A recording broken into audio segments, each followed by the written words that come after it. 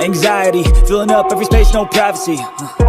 And silently, it could build and build until you finally see. Whoa, it's taking over, damn no closure, moving closer. No exposure, I just wanna be a loner.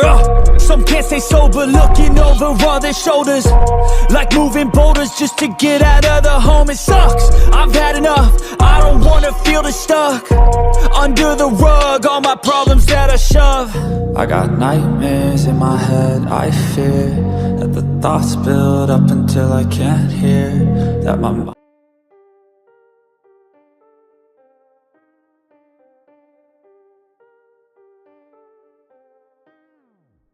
बहुत ज़्यादा traffic है अभी, जैसे तुमने अभी दिखाया video में।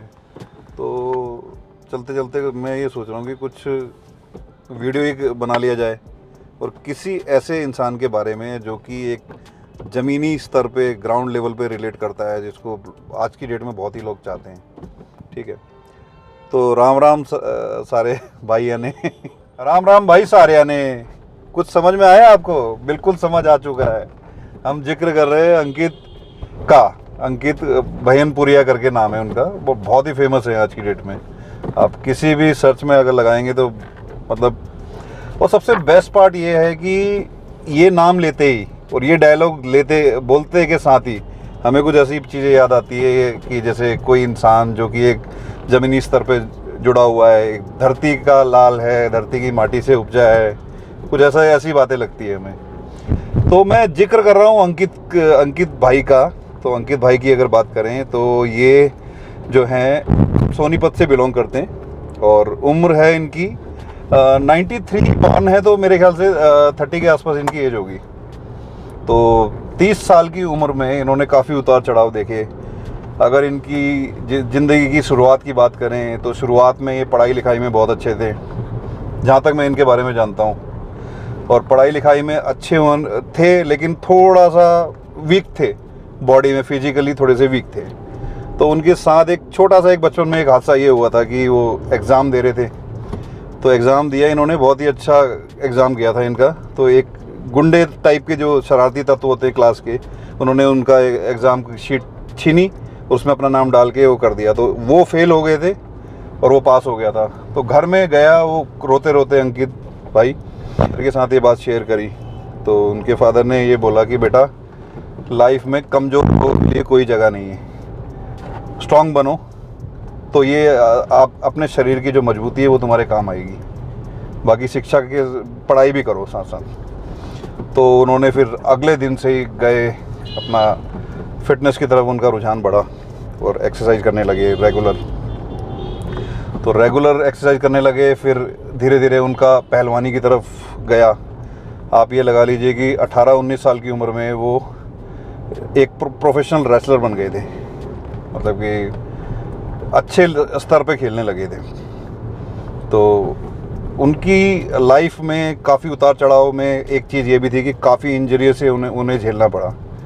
जैसे तकरीबन 17-18 साल की उम्र में उनकी नी में इंजरी हो गई थी, जिससे उनको कई टाइम तक इससे दूर रहना पड़ा रेसलिंग से। फिर उसके बाद क्या हुआ कि जम्मू एंड कश्मीर में वो खेलने गए हुए थे, तो वहाँ पे उनकी बैक में इंजरी हो गई थी।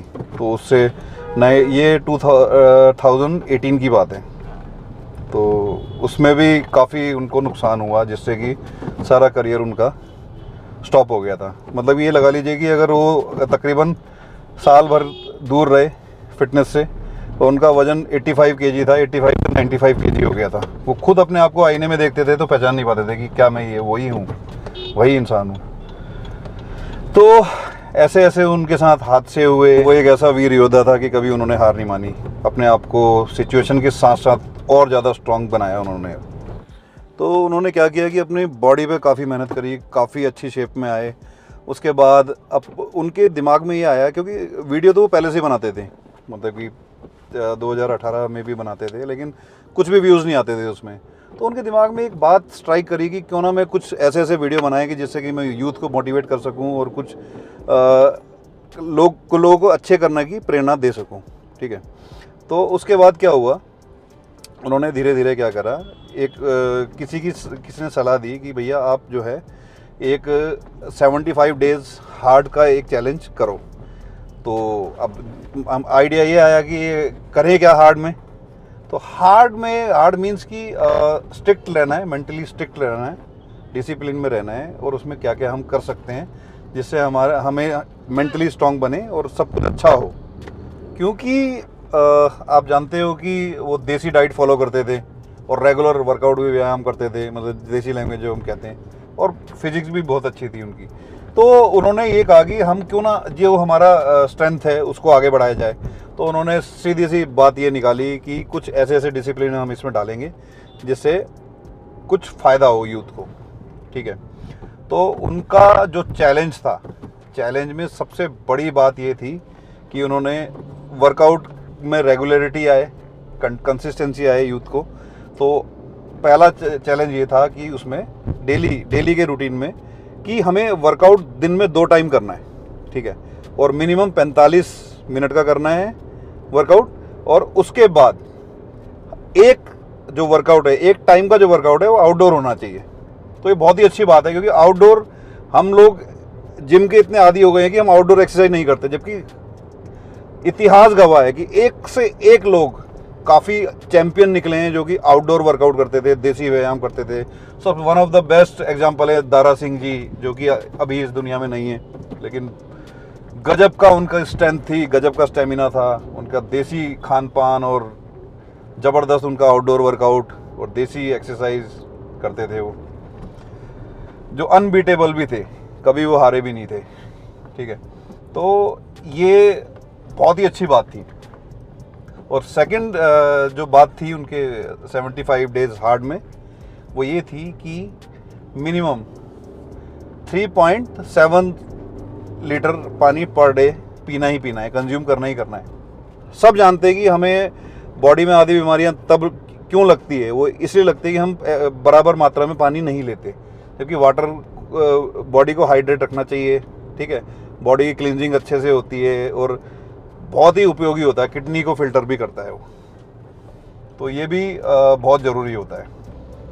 थर्ड जो इसमें था चैलेंज, वो ये था कि दिन में एक बार कोई भी नॉन फिक्शियस बुक पढ़नी है, माइथोलॉजी से रिलेटेड हो, गीता पढ़ो, कोई भी पढ़ो आपकी पसंद के हिसाब से। जैसे कि उन्होंने अपने चैलेंज में तो गीता बुक पढ़ी थी, और डेली के 10 पेज पढ़ने, मिनिमम 10 पेज पढ़ने।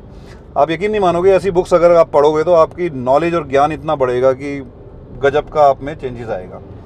मैं खुद ट्राई करता हूँ कि डेली नहीं पढ़ पाता फिलहाल, लेकिन कोशिश करता हूँ कि हफ्ते में 2 या 3 दिन पढ़ लूँ, ठीक है। तो उसके बाद उनका फोर्थ जो चैलेंज था वो ये था कि पूरे जो 75 डेज हार्ड में एक भी दिन जंक फूड नहीं खाना है, घर का बना खा सकते हो, और जंक फूड को अवॉइड करना है।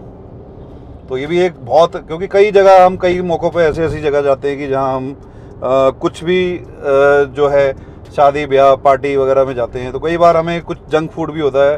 तो ऐसे टाइम में अपने को कंट्रोल करना बहुत ज़रूरी होता है। मैं तो कई बार किया है अपने, अगर मैं बात करूं तो मेरे लिए कोई बहुत बड़ी बात नहीं है, बहुत मुश्किल भी नहीं है, ठीक है।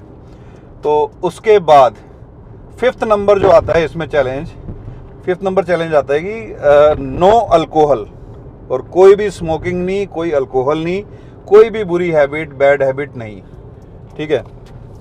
तो ये चैलेंज लेके चलना है 75 डेज तक। बिल्कुल भी माइंड सेट ऐसा करना है कि इन चीज़ों को बिल्कुल अपने से दूर रखना है 75 दिन तक, ठीक है। और सबसे बड़ी बात यह है, last but not the list, कि डिसिप्लिन में रहना है, ठीक है। नींद वगैरह भी प्रॉपर लेनी है, बिल्कुल डिसिप्लिन में रहना है। तो ये इनके मोटे माटी तौर पे ये इनके जो चैलेंज थे 75 डेज हार्ड में, ये सब चीज़ें थी। तो इसमें होता क्या है कि कई लोगों के लिए मेंटली अपने आप को सेट करना बड़ा मुश्किल होता है, क्योंकि जो इंसान मेंटली स्ट्रांग है तो उसको आगे बढ़ने से कोई नहीं रोक सकता, ठीक है। क्योंकि कई बार आपने देखा होगा कि कई लोग एकदम से तेज़ी से आगे बढ़ते हैं, फिर कंसिस्टेंसी नहीं रहती, इसकी वजह से वो पीछे रह जाते हैं, ठीक है। तो इसमें ये चीज़ें 75 डेज तक करो, मतलब मैं एक अपनी चीज़ ऐड कर रहा हूँ, फिर उसके बाद उसी चैलेंज को 150 दिन तक करो। लेकिन यकीन मानिएगा वो 75 कह रहे हैं, मैं कह रहा हूँ 30 डेज तक आप जिस चीज़ को रेगुलर करोगे आप उस चीज़ के हैबिचुअल हो जाओगे, ठीक है। और अब अगर आप रेगुलर अगर उस काम को रेगुलर कर रहे हो और वो तुम्हारी ज़िंदगी का एक हिस्सा बन गया, तो यकीन मानिए बहुत ही आप में चेंजेस आने वाला है। और मतलब कि आप नहीं बोलोगे, दुनिया बोलेगी, ठीक है, कि आप में कैसे बदलाव आ रहे हैं, पॉजिटिव बदलाव आ रहे हैं। तो ये है अंकित भाई की एक और बहुत अच्छी बात मैंने नोटिस करी, वो ये है कि वो सनातन धर्म को काफ़ी ज़्यादा प्रमोट करते हैं। जैसे हमने आजकल देखा है कई युवा जो है भटके हुए टाइप के लोगों की बात कर रहा हूँ, लेकिन कई युवा काफ़ी ज़्यादा अच्छे हैं अपने धर्म को, रिलीजन को मानने वाले। वो सनातन धर्म के बारे में कोई बात नहीं करना चाहते और बस एक बात को आगे कर देते हैं कि सभी धर्म बराबर होते हैं, हम ये धर्म के नाम पे दुष्प्रचार कर रहे हैं, लोगों को पीड़ित कर रहे हैं, जबकि ऐसा कुछ है नहीं। हमारा सनातन धर्म कभी भी हमें कुछ गलत नहीं सिखाता। तो ये चीज़ हमने अंकित भाई में देखी है कि अपने धर्म के लिए, हिंदू धर्म के लिए बहुत ही ज़्यादा डिवोटी है वो। तो काफ़ी अच्छी बात है, अगर यूथ अगर उनको देखता है तो वो काफ़ी इंस्पायर होता है कि हमें अपने धर्म को मानना चाहिए, अपने धर्म को प्रमोट करना चाहिए और सभी को इसके लिए आगे लाना चाहिए। क्योंकि इन्होंने अगर आप देखें, एक यूथ जो है कि नावल्स वगैरह ये चीज़ें भी पढ़ता है, कुछ तड़क भड़क वाली स्टोरी, लेकिन वो माइथोलॉजी से रिलेटेड बुक्स वगैरह ये सब पढ़ने के लिए लोगों को बोलते हैं। अब इनका अगर देखा जाए तो इनका अगर वर्कआउट की बात करें, अपना हार्डकोर ट्रेनिंग और कार्डियो वर्कआउट, इन पे ज़्यादा ध्यान देते हैं वो, मतलब कि बॉडी वेट ट्रेनिंग वगैरह। क्योंकि जितना हमारा वर्कआउट जो है बॉडी वेट ट्रेनिंग से होता है उतना वेट से कम हो पाता है, मतलब होता है उससे भी लेकिन कम हो पाता है, ठीक है। तो ये बहुत ही अच्छी उनकी बात है। इन सबसे बढ़ के अगर एक बात बताऊँ तो वो पब्लिक को ये भी सिखाते हैं कि जैसे खान पान के लिए हमें कुछ ज़्यादा स्पेशल खाने की, स्पेशल डाइट की ज़रूरत है। नॉर्मल डाइट और एक हेल्दी डाइट लेके भी आप घर की डाइट से भी अपना अच्छा गुजारा कर सकते हो, अपनी अच्छी फिजिक बना सकते हो। तो कई चीज़ें हमें सीखने को मिलती है उनसे। उनकी इस बात से प्रेरित हो गए, आप यकीन नहीं मानेंगे, पीएम मोदी, नरेंद्र मोदी जी ने, आदरणीय नरेंद्र मोदी जी ने उनको अपने पास बुलाया पीएम निवास में और उनके साथ कोलैबोरेशन में कुछ बातचीत करी, कुछ चीज़ें डिस्कस करी और उनको एक बात से नवाजा कि you are a really a youth influencer. मतलब कि ऐसा इन्फ्लुएंसर जो कि ग्राउंड लेवल पे लोगों को समझाता है बातें और लोगों को प्रेरित करता है। तो पीएम मोदी ने भी उनका एक लोहा माना। तो ये बहुत ही अच्छी बात है कि इतनी कम उम्र में इस लेवल तक वो पहुँचे, ठीक है।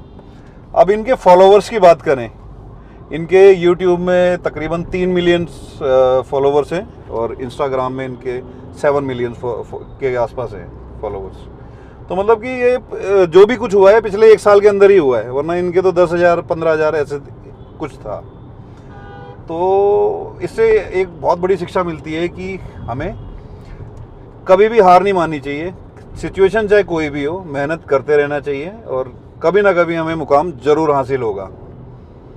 तो ये था आज का टॉपिक। आपको उम्मीद करता हूँ कि आप इस स्टोरी से बहुत ही ज़्यादा प्रेरित हुए होंगे और इसको अपनी लाइफ में अडॉप्ट करोगे, ठीक है। तो इसी के साथ ये टॉपिक को मैं समाप्त करता हूँ। अगले बहुत ही बेहतरीन टॉपिक के साथ दोबारा आता हूँ। तब तक के लिए नमस्कार। मेरे चैनल को सब्सक्राइब कीजिए, लाइक कीजिए, इससे भी बहुत ही बढ़िया वीडियो आने वाले हैं। धन्यवाद।